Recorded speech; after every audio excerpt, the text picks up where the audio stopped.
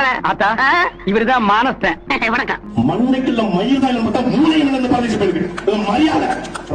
ரஜினிகாந்த் இது கூட்டம் இப்ப என்ன பேசுவாரு கேட்க முடியாது. சூப்பர் ஸ்டார் யாரா? சூப்பர் ஸ்டார் யார்? சூப்பர் ஸ்டார் இங்க ஒரு மாநகர நடிகர் ஒருத்தருங்க, ஒரு 50 வருஷமா தமிழ்நாட்டுல வாழ்ந்திருக்கான இந்த புறம்போக்கு இவளுக்கு ரசிகரா இருக்கிற செருப்பு கொண்டு அடிப்பாங்க. நான் வருவேன். ஒரு வெற்றிடம் இருக்குது, சுடுகாட்டுல கூட நிறைய வெற்றிடம் இருக்குது. வெற்றிடம் இருக்குது. என்னத்த வெற்றிடம் இருக்குது? நீ தலையில தண்ணி குடி ஒரு குடம் ஓடாது. அது வாய்ப்பு இல்ல ராஜா, அது வாய்ப்பு இல்ல. மூத்த நடிகர்கள் எல்லாம் வயசாகி போய் பல் உழுந்து போய் தாடி வந்து சாகர நிலைகள் நடிக்கிறதுனால இளைஞர்களுக்கு வாய்ப்பு இல்லாம இருக்கான். மிரட்டிதான் நம்ம நண்பர் ரஜினிகாந்தையும் கட்சி தொடங்க சொல்லிருக்காங்க.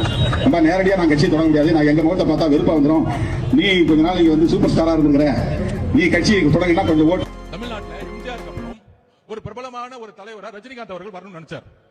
அரசியலுக்கு அந்த சிஸ்டத்தை மாத்தணும் எல்லாம் பண்ணணும்னு நினைச்சார்.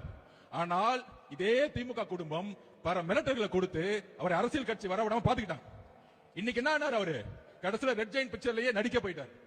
அவர் மேல விமர்சனம் கிடையாது. சார் அவர்களுக்கு நான் பதிவு பண்ணக்கூடியது, அப்படி உங்களுக்கு நான் சொல்ல வேண்டிய நோக்கம் வேறு, உங்களுக்கு வருத்தம் ஏற்பட்டிருந்தால் என்னுடைய வருத்தத்தையும் என்னுடைய மன்னிப்பையும் பகிரமாக நான் கேட்டுக்கொள்கிறேன்.